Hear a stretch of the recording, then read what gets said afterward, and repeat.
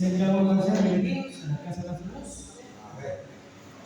Es un placer, como usted me ha mencionado, que con el simple hecho de estar vivos en este día es motivo de agradecimiento y estar en su casa. Así que, hermanos, en esta tarde de miércoles vamos a estudiar la palabra de Dios, que es el propósito que tenemos todos los días de culto, venir a estudiar la palabra de Dios. Así que hoy vamos a estudiar algo bastante de Biblia que prestemos atención, porque estos temas son importantes para nuestra vida. Es que antes de comenzar, vamos a buscar el rostro de Dios. Así oremos. Padre nuestro que estás en el cielo, santificado sea tu nombre. Gracias por el privilegio que nos das de escuchar tu palabra. Te pedimos que el tema de esta tarde sea de bendición. Que dice que la hermana se presente y a los que no pueden venir por alguna razón, que tú también los bendigas, Señor, tú seas con ellos, Padre Santo. Te pedimos, Señor, que los que van a escuchar el tema a través de una pantalla, que ellos también puedan ser edificados, Señor, y que puedan llegar al conocimiento de tu palabra. Te pedimos por esto para Cristo Jesús. Amén. Muy bien, hermanos, en esta tarde, pues, el tema que he puesto, sirvamos en santidad. Y vamos a ver nomás 5 o 6 cositas. Y lo primero que vamos a ver es que para servir, hermanos, a Dios, tenemos que tener la fuerza suficiente. Vamos a buscar lo que dice Efesios capítulo 6, versículo 10. Efesios capítulo 6, versículo 10.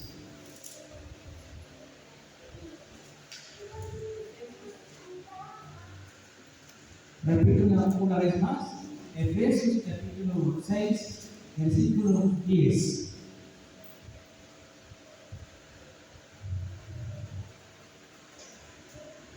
Bien, Efesios 6, 10. Dice así: por lo demás, hermanos míos, fortaleceos en el Señor y en su fuerza poderosa.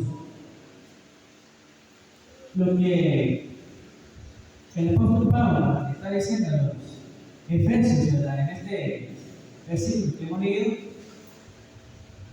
es que para servir a Dios, para dedicar nuestra vida, pues, nosotros tenemos que tener su fuerza poderosa.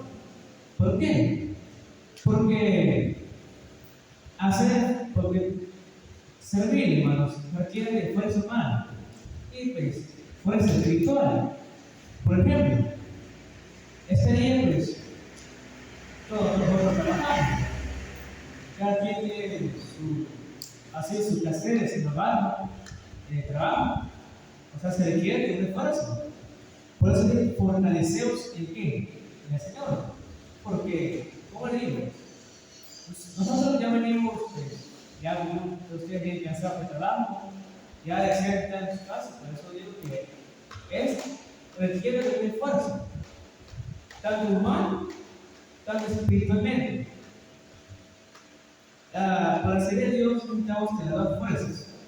Humanamente, porque si saben que hay necesidades en su iglesia, por ejemplo, hay que pintar, hay que cambiar la portona, hay que hacer algún arreglo. Eso se requiere fuerza humana, ¿verdad? Y también pues, se requiere de fuerza espiritual, porque nuestro espíritu, hermanos, es como el cuerpo físico. Necesita nutrirse, necesita descanso, pero lo importante es nutrición. Y las dos cosas, hermanos, son importantes: nutrición y descanso. Según la ciencia, hermanos, y la medicina, estos dos componentes son importantes para el ser humano. Y el espíritu del ser humano es similar. Necesita descanso espiritual, que es Jesús. Ese es de Mateo 11, 28. Y también necesita nutrición. Según Mateo 24, 4, versículo 4, dice, no solo de pan y del hombre, sino de toda palabra que sale de la boca de Dios. O sea, este libro que nosotros tenemos en nuestras manos es un pan espiritual para nuestro alma, nuestro espíritu, porque estamos nutriendo nuestro espíritu, que le da fuerza, porque la comida, hermanos, pues, es lo que le da fuerza y le da pues, la vitamina necesaria. La fruta, por ejemplo, tiene vitamina, la verdura, todo eso, ¿no? Pues, y vitamina y nutrición para el cuerpo. El espíritu es igual. Por lo tanto, hermanos, el versículo dice que nosotros tenemos que ser fortalecidos en el Señor y en su palabra. Así como nosotros comemos y descansamos, así que nuestro espíritu es. Necesita un descanso, que es Jesús. Jesús, hermano, es nuestro descanso. En un mundo, pues, turbulento, de preocupación, de aflicción, Jesús es nuestro descanso. Bien, y su palabra es el pan espiritual para nuestra vida espiritual. Es importante que nosotros nutramos nuestro cuerpo, nuestro espíritu, porque si no nutrimos, pues, vamos a morir espiritualmente. Si nosotros no comemos, nos desnutrimos y morimos. Así es, estamos nutriendo para que nosotros podamos servir con fuerza y voluntad a nuestra Señora, ¿verdad? Vamos a continuar con lo que es el segundo punto, y ese es servir en libertad y santidad. Vamos a buscar lo que dice Lucas.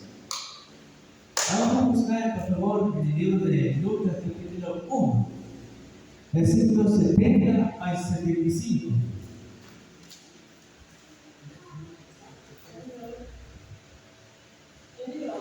Lucas, capítulo 1, versículos 70 al 75.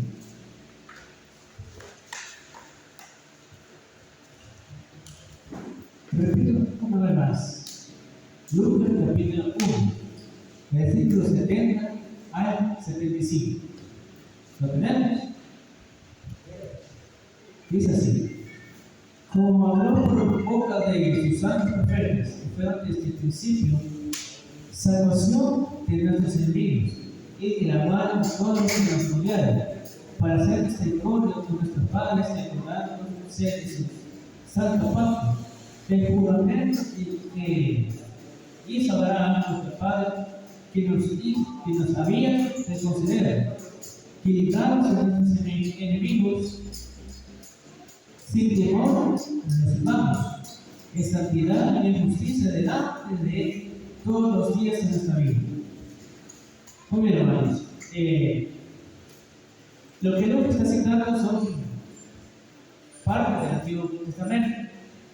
Lo que vemos es que Dios había prometido a Abraham librarlo y bendecirlo, hacerlo próspero en nuestra tierra. Lo iba a hacer engrandecer de gran manera y que lo iba a librar de sus enemigos. Pero quiero que veamos algo importante que está desde el 4 al 5, que dice librar de nuestros enemigos. Sin temores les dejamos, y en santidad y en justicia delante de Él todos los días de nuestra vida. Lo que Lucas está diciendo es que en Jesús, hermano, nosotros nos damos la libertad de los enemigos espirituales. Pablo dice que nuestra lucha no es contra la sangre de carne, sino contra los principados y las potestades del aire y contra el príncipe de este mundo. Entonces, cuando se libraron de nuestros enemigos, hablan de los enemigos espirituales. O sea, libres también se puede decir de la culpa que nosotros cargamos. Romanos 5, nos vamos a leer, Romanos 5:12. Así como la muerte pasó, así como el pecado entró por un hombre, y por el pecado de la muerte, así la muerte pasó a todos los hombres, pues porque todos pecaron, dice el apóstol Pablo. Entonces también se entiende que vamos a ser libres de la culpa y y la reprobación, condenación, según Romanos 8:1 y 2. Entonces, cuando digo seguir en libertad, dice libres de culpa, libres de condenación y sin temor alguno. Y el versículo 75 dice la segunda parte: en santidad y justicia delante de todos nuestros días. O sea, hay que tengo que garantizar cuando si vamos a Dios, hermanos, es la justicia y es la santidad. Recordemos que cuando hablamos de justicia, hermanos, pues, no podemos extender unos 20 minutos, vamos a decirlo, porque cuando hablamos de justicia hablamos de muchas cosas. Ahí pues introducimos también amor, a ser prójimo, a ser hermano, ¿verdad? Y muchas otras cosas que nosotros podemos añadir, ¿verdad? Que nosotros tenemos que hacer, a practicar la bondad de Dios, hermanos. Que nosotros tenemos que practicar, pues, muchas cosas que nosotros podemos mencionar, pero no nos alcanzaría el tiempo, ¿verdad? Pero lo que sí les puedo decir, hermanos, que cuando hablan de justicia, tiene que decir que practicamos la justicia de Cristo. Que practicamos esa misma justicia que Él practicó en este mundo. Que amemos a nuestro prójimo y que seamos cercanos con las personas de afuera. Que seamos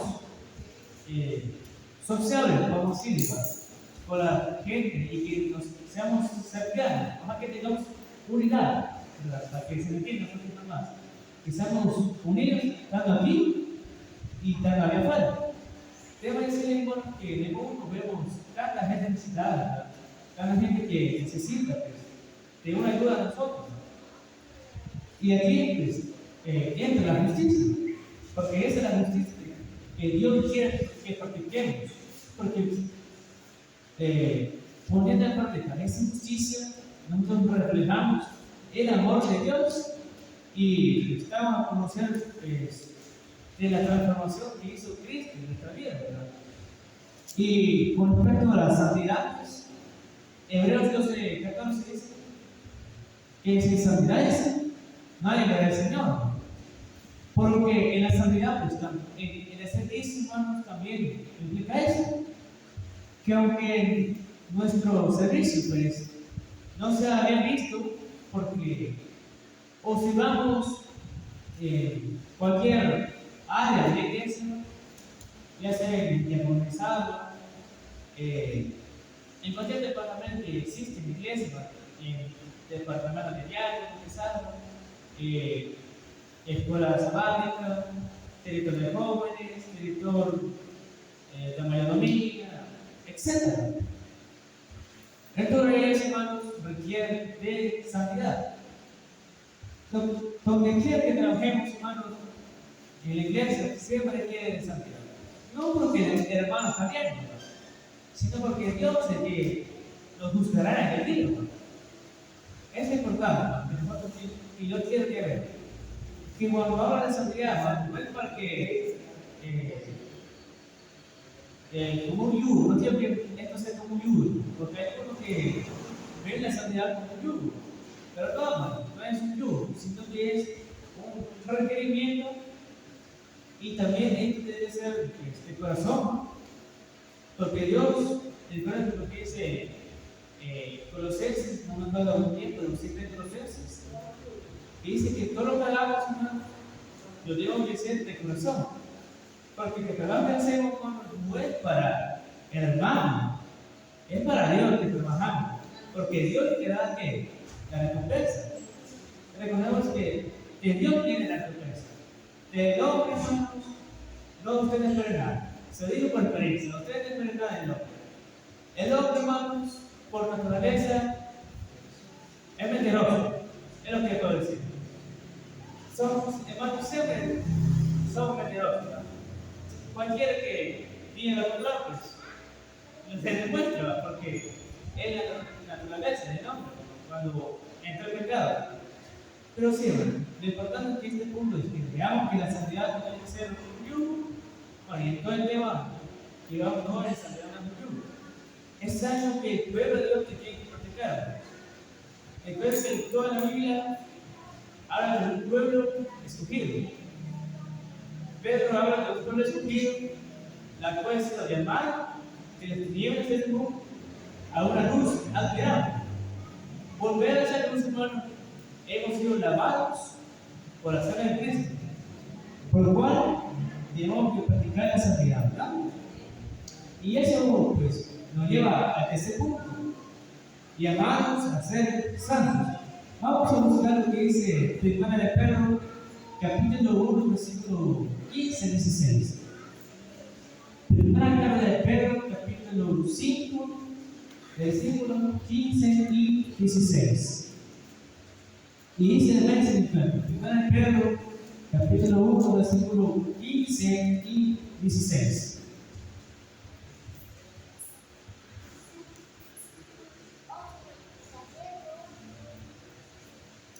¿Ven? Dice así: sino, así como aquel que los llamó santos, sed también vosotros santos en toda vuestra manera de vivir, porque escrito está: sed santos, porque yo soy santo. Y cuando leemos estos versículos, hermanos, vemos que lo que veíamos en el punto anterior es que en toda nuestra manera de vivir, en toda nuestra manera de vivir, cuando dice en toda nuestra manera de vivir, en la vestimenta, en nuestra forma de hablar, en nuestra forma de pensar, todo lo que vemos, todo lo que hablamos, todo lo que comemos, o sea, todo, en toda nuestra manera de vivir, sé santos en Dios. Y dice el versículo 16, porque Cristo está: sé santo, porque yo soy santo. Ahí está, ese es una cita del Antiguo Testamento que ya vamos a ver en otro momento. Dios dice que Él es santo, por lo tanto, su pueblo tiene que ser santo. Y le dice que la cita que eso está en 1 Pedro 1:8, 2:8, dice: pero vosotros sois linaje escogido, real sacerdocio, nación santa, pueblo adquirido por Dios, para que anunciéis las virtudes de aquel que os llamó de las tinieblas a su luz admirable. O sea, Dios tiene un pueblo santo, un pueblo que se ha apartado de, le puedo decir que las tentaciones del mundo, las pasiones, los deseos del mundo, de la carne. Dios sí ha escogido un pueblo, un remanente fiel. Y eso está en Miqueas, que en otra ocasión vamos a hablar de eso. Pero vemos que Cristo tiene un pueblo escogido, que es santo y puro, que anuncia las virtudes, o sea, que anuncia el evangelio eterno de Dios, que predica las nuevas nuevas de salvación. Porque vemos que Dios te hace este llamado a una vida santa. Vamos a buscar lo que dice Levíticos 21, 6 y 8.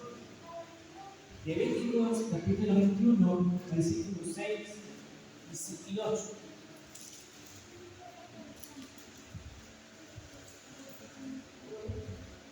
Repito, Levítico 21, 6 y 8. Dice así: serán santos, serán para su Dios, y no profanarán el nombre de su Dios, porque ofrecen las ofrendas quemadas para Jehová y el pan de su Dios, por tanto serán santos. Y vamos a leer en el versículo 8: por tanto, los santificarás, pues el pan de su Dios ofrece. Santo será para ti, porque yo soy santo. Jehová, el Dios santificó. Sí. Vemos que en lo que hemos leído, ¿verdad? Dios pide un requisito para ese sacerdocio levítico. En el Antiguo Testamento, hermanos, vemos que los levitas, principalmente de la descendencia de Aarón, eran los encargados de servir en el santuario terrenal.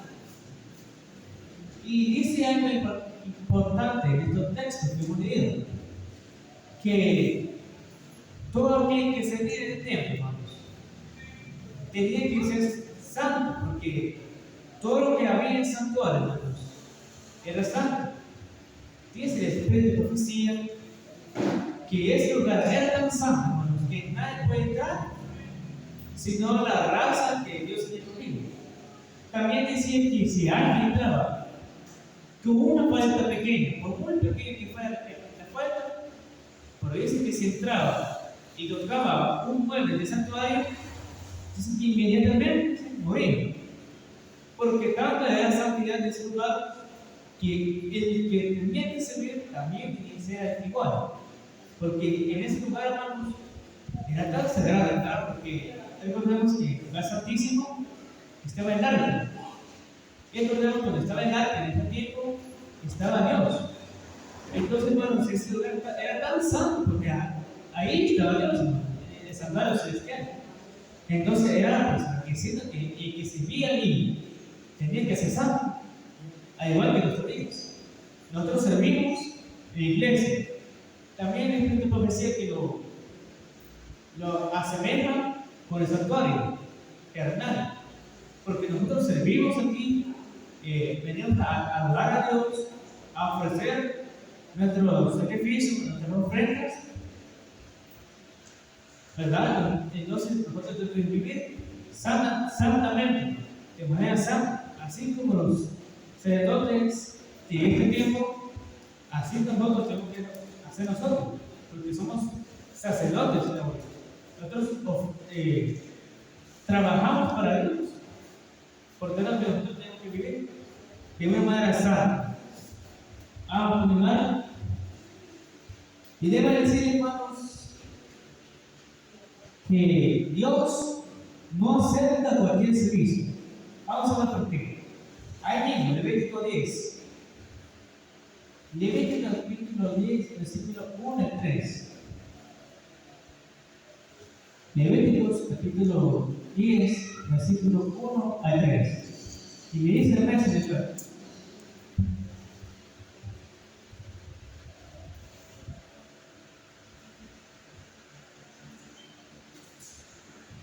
Levítico 10, 1 al 3. Dice así: Aná y Abiú, hijos de Aarón, tomaron cada uno un incienso, pusieron en ella fuego, echaron incienso encima y ofrecieron delante de Jehová un fruto extraño que nunca la había pedido. Entonces salió de la presencia de Jehová un fuego que los quemó y murieron delante de Jehová. Luego dijo Moisés a Aarón: esto es lo que Jehová dijo cuando dijo: en los de la vida me santificaré y en presencia de todo el pueblo seré glorificado. En esta pequeña historia, hermano, que vemos de dos hijos de Aarón, Aná y Abiú, y vemos que la Biblia dice que estos dos sacerdotes tomaron cada uno un escenario.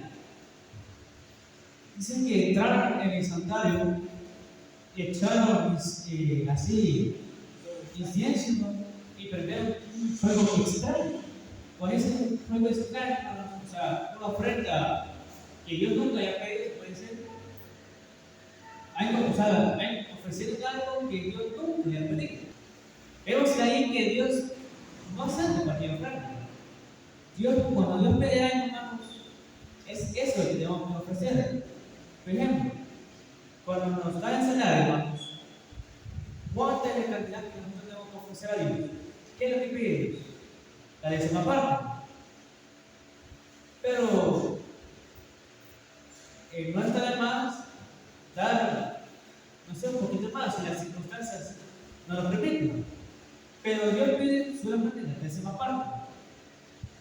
Si nosotros tenemos el 5%, hermanos, ¿le estamos dando lo que Dios pide? ¿O damos dando una ofrenda extraña? ¿Estamos dando una ofrenda extraño y le estamos robando a Dios. Porque estamos dando el 5% cuando Dios pide 10. Debe decir, hermanos, que esto implica muchas cosas. El tiempo, por ejemplo, haciendo una cosa, porque es un pequeño país. Dios no acepta las buenas intenciones. Cada hermano tenía una buena intención. Porque vemos que la Biblia dice que llevó a las primicias, o sea, las mejores partes del campo. O sea, era una buena intención, porque llevaba lo mejor del fruto de la tierra. Pero Dios no nació porque Él pedía otra cosa, pedía un sacrificio y cordero. Aunque era lo mejor de la tierra, pero Dios no vio para nada eso. Y tenía la intención buena, ¿sí o no? Sí, la intención, las intenciones para Dios no buenas. Por muy buena la intención que sea, hermanos, Dios no lo acepta, porque Él tiene como un régimen de aceptación de ofrendas, ¿verdad? Y vemos así en muchos casos. Hay que tengamos cuidado. Yo es como que estamos así como en Roma. Vemos cómo terminó esto de los jóvenes, ¿no? Cae sentado. Y así como en el fondo, vamos a ser exterminados de raíz, que dice la Biblia. Hay que tener cuidado, no concepto de Dios. Tengamos cuidado. Muy bien, hermano, vamos ya casi terminando. Y lo que hay que ver con la técnica es ofrecer con sanidad y que sea agradable a la gente. Vamos a buscar ahí un libro en Levítico 22, 29 y 22. Capítulo 22 de Levítico. Versículo 29 y 32.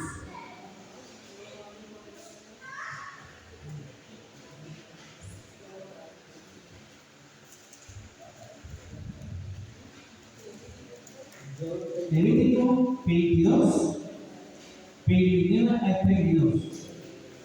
Y me dice acá lo que Levítico 22, 29 al 32. ¿Ven? Muy bien, dice así. Cuando ofrezcáis un sacrificio de acción de gracias a Jehová, lo sacrificaréis de manera que sea aceptable. El mismo día se comerá. No dejaréis de él para otro día. Yo, Jehová, guardad pues mis mandamientos y cumplidlos. Yo, Jehová, no profanéis mi santo nombre, para que yo sea santificado en medio de los hijos de Israel. Yo, Jehová, yo soy Jehová que os santifico. Vemos, hermanos, lo que es la piedra y el requerimiento.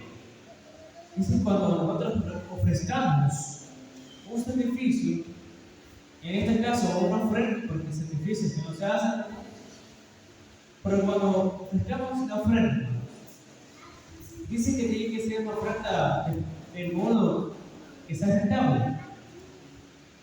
Lo que quiere decir, hermanos, es que nosotros tenemos que hacer la manera de que sea aceptable. O sea, nosotros tenemos que seguir los pasos que pide Dios para que sea aceptable.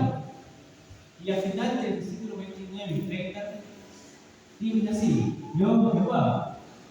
Y cuando dice yo, Jehová, es la firma de Dios. O sea, alguien que le da como validez, así como la ley. Le voy a poner el ejemplo de la ley.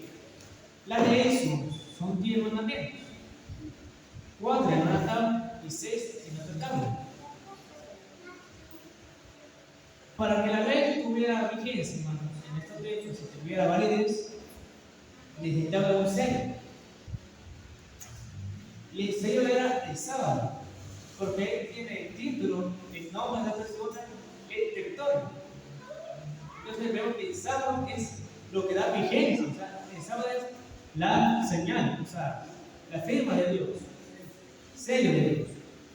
Y Dios, cuando dice yo, Jehová, está dando una orden que es válida porque Él lo firmó. Entonces está diciendo que cuando ofrezcamos una ofrenda, como digo, ya va a ser difícil porque no lo acepte, pero si ofrecemos ofrendas. Cuando sea ofrenda, hermano, nosotros tenemos que ver la forma, tenemos que buscar la forma, hermanos, que sea agradable. es aceptable. Vimos el punto anterior, que ahora tenemos que tener cuidado porque Dios nos acepta cualquier cosa. Y nuestra ofrenda tiene que ser agradable para Dios. Tiene que ser lo mejor. Y le puse el ejemplo de nuestro salario, que Dios pide el 10% nada más. Pero ese 10%, hermanos, tiene que ser lo primero que nos hagamos. O sea, nomás recibiendo la paga, nosotros tenemos que ya ir buscando el 10%. De $300, hagamos la cuenta. $300 entre 10 son $30. O sea, usted tiene que dar de los 300 los 30 que Dios pide. Si Dios, y si está en nuestra capacidad, o nos nace de corazón, dar un poquito más, Dios lo acepta siempre y cuando sea de corazón y siempre y cuando sea aceptable lo que estamos ofreciendo. O sea, hermano, todo tiene que ser de corazón y tiene que ser de la mejor manera. Yo siempre he dicho una cosa, que cuando se hace algo para Dios, una actividad, hay un proyecto, hay una alabanza que encanta aquí en el culto, ¿verdad? Tiene que hacerse de la mejor manera. Es porque a Dios le estamos cantando, porque Dios, ¿me entienden? O sea, Dios, hermano, nos trata las mejores cosas. Nos da comida, nos da salud, nos da vida, nos da la familia, Dios nos da las mejores cosas.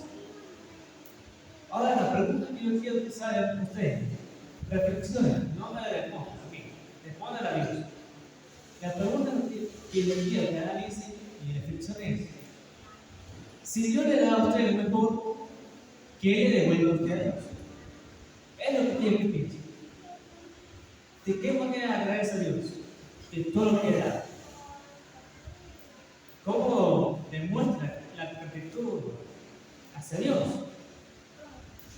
Viendo que Él nos da las mejores cosas, ¿cómo le agradecemos a Él? ¿Qué le damos? ¿Cómo queremos, pues,